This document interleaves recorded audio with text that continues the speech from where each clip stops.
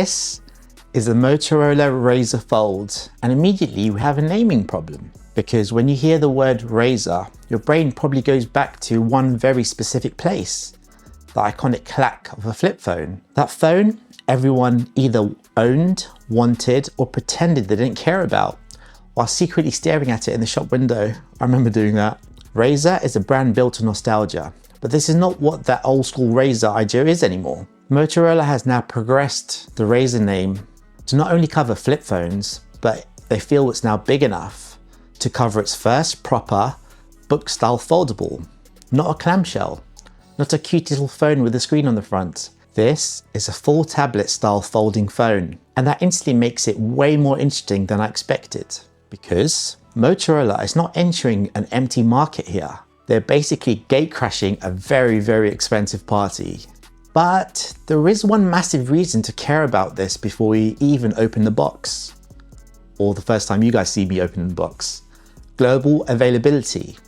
For the last few years, some of the most exciting foldables have been Chinese imports, right? And I love testing these phones. The hardware is usually ridiculous, bigger batteries, thinner bodies, faster charging, brighter screens, better camera sensors, we'll get to that, and designs that make older foldables look chunky overnight. But buying one is not simple, and that has been the problem. For a lot of normal people, the best foldables have felt like forbidden fruit. You can watch reviews like mine, get excited, read Reddit threads at 1 AM, guilty, and then remember, you probably cannot just walk into a shop in the UK or US and buy one with proper support. That is where this Motorola Razr Fold becomes important. Moto is launching this globally, including the US and in the UK. And that means for a lot of people, this might be the first serious Galaxy Fold alternative that they can actually buy without feeling that they're smuggling tech through customs. But here is the real question. Is availability enough in 2026? Because being easy to buy is great, but when the phone costs £1,799 or $1,899, it can't just be available, it has to be brilliant. So let's find out if Motorola has built a real foldable flagship, or if this is just a very expensive Razr, bad stretched across a big screen. Let's get into it. Let's start with the unboxing because this is where I had my first little grumble, and I probably should have expected it. At £1,799 or $1,899, I wanted the unboxing experience to feel special. I'm not saying I need fireworks coming out of the box or anything, or like lights spooning from it, but when you're spending nearly £2,000 on a phone, you expect the basics to be covered.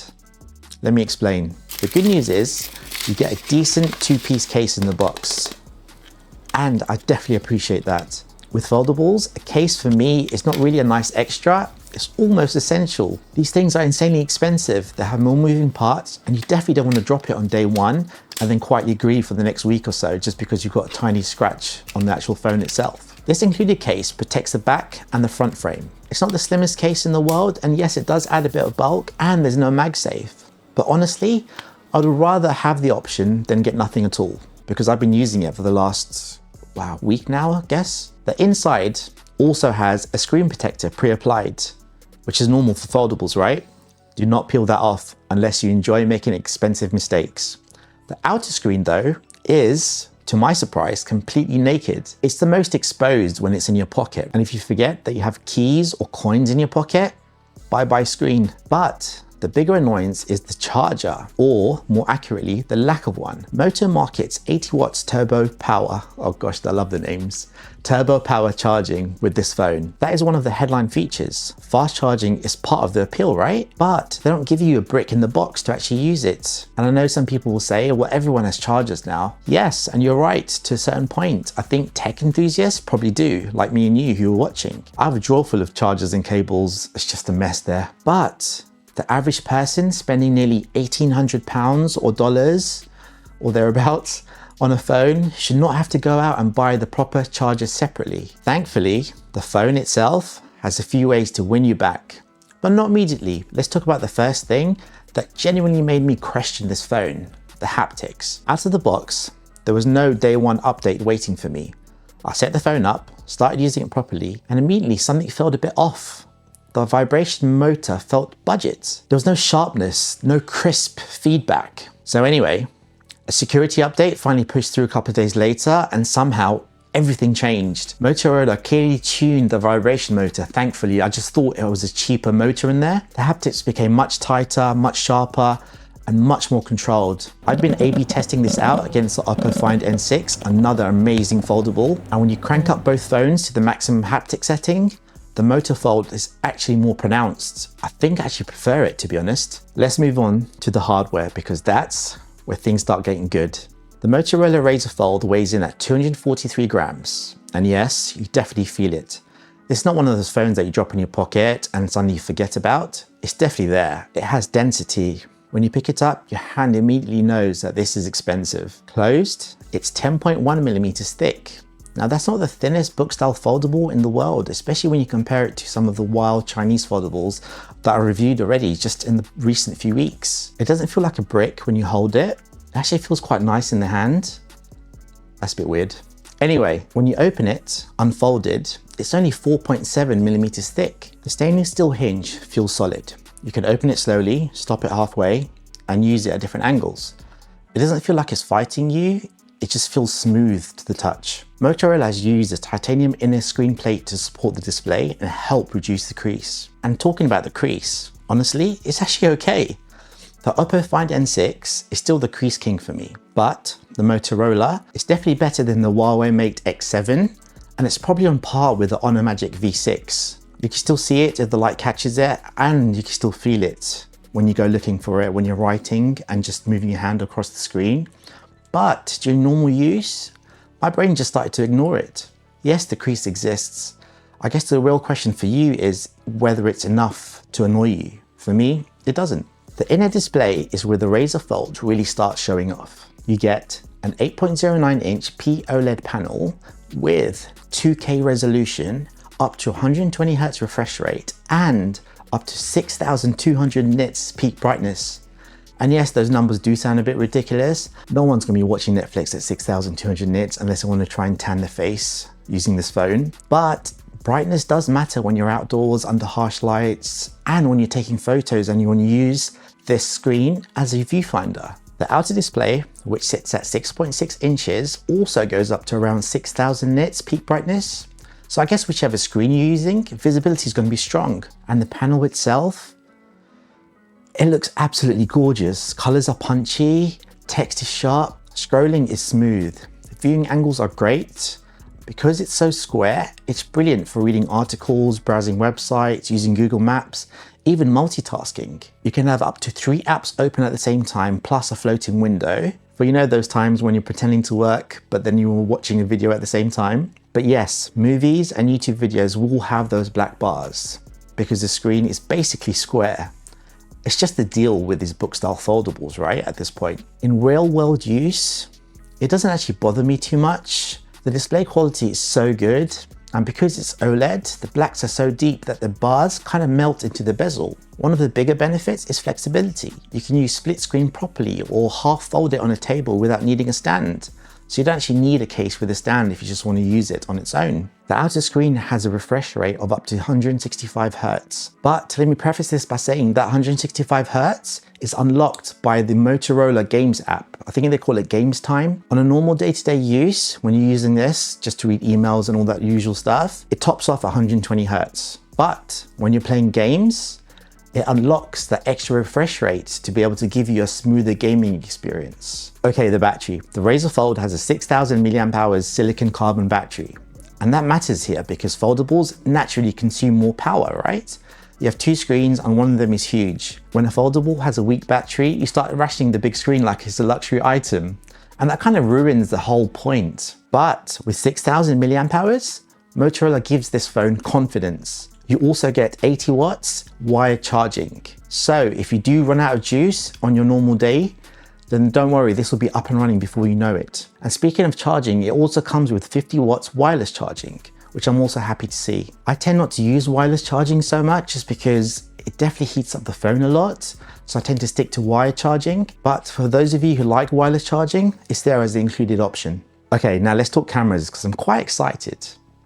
So Motorola here have made a serious move. The reason I'm so excited for this because the included cameras on this are something special. In previous foldables, cameras have generally been an afterthought, right? They don't perform as well as those slab phones that we have. The real hero here is the main camera. It has a Sony Lytia 828 sensor. This is a 1/1.28 inch sensor, which is the same sensor found in phones like the Oppo Find N6 Pro and the Vivo X300 Pro. And those are pretty good cameras. What this basically means is a larger sensor is going to take in more light. So it's going to mean cleaner images, better dynamic range, stronger low light performance, and more natural depth. Motorola is also leaning into this Pantone color validation, and that matters because that means the skin tones are going to be more natural and true to life than we've seen before. The 50 megapixel 3x periscope telephoto is also useful. 3x is a great everyday zoom lens for portraits, food, pets, street shots, and grabbing those details without standing awkwardly close to something. Motorola have also included something called Super Zoom Pro AI, which runs from around 10x to around 30x, and is actually usable.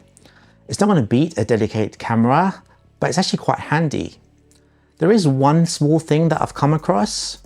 It's the shutter speed. Inside this phone is a Snapdragon 8 Gen 5. It's fast, but it's not the elite version of the chip. So when you fire multiple shots very, very quickly, you definitely can feel it. There's a noticeable delay compared to phones using the higher end elite chipsets.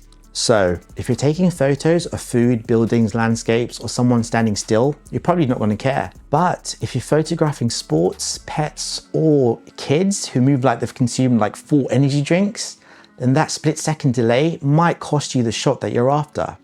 I guess that's kind of the trade-off.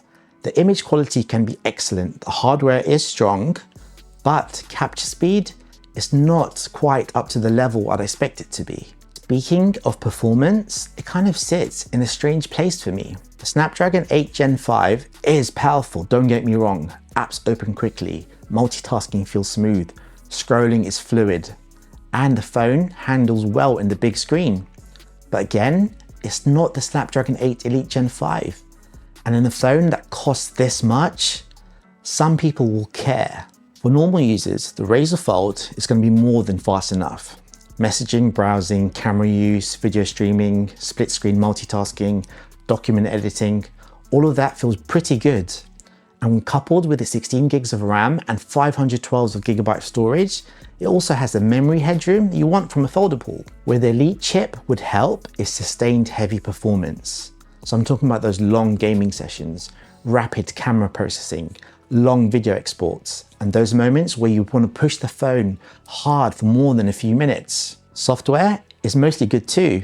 Motorola's Hello UI on Android 16 actually feels really clean and simple, and it's really close to stock Android, like you know in the Pixel phones. The Razr Fold handles the foldable basics really well. So apps move between the inner and outer screen, split screen works, floating windows are useful, you can run multiple apps at once. Is it as mature as Samsung's Fold software, One UI? Probably not.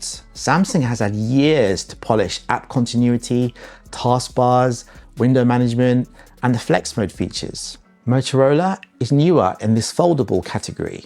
So Samsung still has the edge, but the Razr Fold doesn't feel unfinished. One software win I love is the power button. It doubles as a fingerprint scanner, and you can slide your thumb up and down to pull down the notification shade. That's kind of genius. I know Huawei do it already, but it's a cool implementation. Then there's something I like to call the SIM mystery. The tray looks like it has room for 2 physical SIMs, but it only supports 1 physical SIM. You do get eSIM here, which is great, but I just thought it was a bit of a strange choice in a pro level phone in 2026 when a lot of the competitors are offering 2 physical SIMs. Okay, the speakers here are actually excellent. They're tuned by Bose, and you can hear that Motorola really cared about their audio. They're loud, clear, and definitely more balanced than I expected for something this thin. Compared to the Oppo Find N6, which is probably the best sounding speakers in a foldable, the Razr Fold sounds louder and clearer to my eyes. There's a cool implementation showing off the hinge's versatility, and it's called laptop mode, and it's one of those more fun features. Basically, you fold the phone halfway and the bottom half becomes a touchpad and keyboard. You even get a mouse cursor. Now, is this going to replace my laptop? Definitely not. But for quick productivity, I think it's genuinely clever. Now we need to talk about support. Motorola promises 7 years of support on operating systems and security updates. Now this sounds fantastic, but I'm kind of cautious at the same time. It's mid-May 2026 and I only just received an update a few days after launch for the security update to be brought into March 2026. And to be fair, the update did fix the haptics in a big way, but I remember my Razr 40 Ultra experience, where software tweaks and improvements were basically non-existent. So for me, it's kind of a trust gap, right? You get the long promise from Motorola and that's awesome. But I would love them to give us consistent, frequent updates where they tweak the software, give us new features, squash bugs, as well as optimize it. Now, durability needs a quick explanation. The Razr Fold has an IP49 rating. The 9 means it can handle high pressure water jets, which sounds impressive. But the first number is the one to watch. The 4 means it's protected against objects larger than 1 millimeter. So it's not dust tight. And dust can be the enemy of foldables. But a splash of water, fine. Dropping in a pond, probably fine. But sand at the beach? That still makes me nervous. Motorola also used Corning Gorilla Glass Ceramic 3 for their outer screen, and they make strong claims about improved drop resistance. I guess that's pretty reassuring for the outer screen. Maybe that's why they didn't include a pre-applied screen protector on the outside. I need to let that go. But anyway, it's still a foldable, right? And every time I write on this on the inner screen with the included Motorola Ultra pen, it keeps saying I'm pressing too hard, but I'm really not. For me, it doesn't matter so much anyway because I don't really use a stylus with my foldables.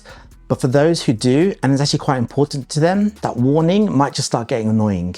So, who is the Motorola Razr Fold actually for? At around £1,799 or $1,899, this is serious money. It's the kind of purchase where you check your bank account twice, stare into the distance for a bit, maybe make a cup of tea before pressing checkout. And I know there's deals available in the UK where you get a free watch and some earbuds, and in the US you get some more money off, but it's still serious money, right? And the funny thing is, this phone is much better today from when I first opened it a few days ago. The haptics feedback generally changed my experience. And for me, it actually feels better to type on this than my Oppo Find N6, which I didn't expect at all. And that kind of sums up the Razr Fold quite well for me. The hardware is strong, the lily white finish is generally beautiful. The screens are excellent, the speakers are definitely better than expected. The camera hardware is serious for a foldable, and the battery is big enough to make the foldable form factor feel practical. And the biggest win here is the global availability, including the US, and that's a massive win. Yes, the Oppo Find N6 might be thinner, and it might have a cleaner crease. And yes, those Chinese foldables still feel a step ahead in pure hardware madness. But most people do not want to import a phone and hope everything works. They want to buy it locally. They want a proper warranty. They want network compatibility, and they want support. And this is where Motorola has a real advantage. Would I trade in my Oppo Find N6 for this? It's a tough one. In pure hardware refinement, the Oppo still feels ahead. It's thinner, tighter, and the crease is better. But Motorola wins in the areas that matter day to day. Speakers, warranty, camera sensors, clean software. So I wouldn't say that this destroys the Oppo, it doesn't. But what I would say is Motorola's first attempt at a book-style foldable feels like it deserves to sit in the same conversation. Motorola can definitely build the hardware and we can see it right now. But the question is whether they can keep supporting it properly. The Razr name used to be about nostalgia, right? This phone makes it feel like Motorola is finally trying to build a future around it. I hope you genuinely enjoyed this review as much as I have making it. If you found this useful, don't forget to like and subscribe. And watch out for my upcoming videos, which is going to include the Huawei Pura 90 Pro Max. Look how beautiful this phone is. But we'll get into that in the actual video itself. Until then, make sure you guys take care. I'm gonna go and see if my screen protector for this thing has arrived all the way from China, because I'm getting real excited about the screen being naked. I'm Maz, and this is MazTechCentral, where I like to keep tech simple and accessible for everyone. Take care, and I'll see you in the next one.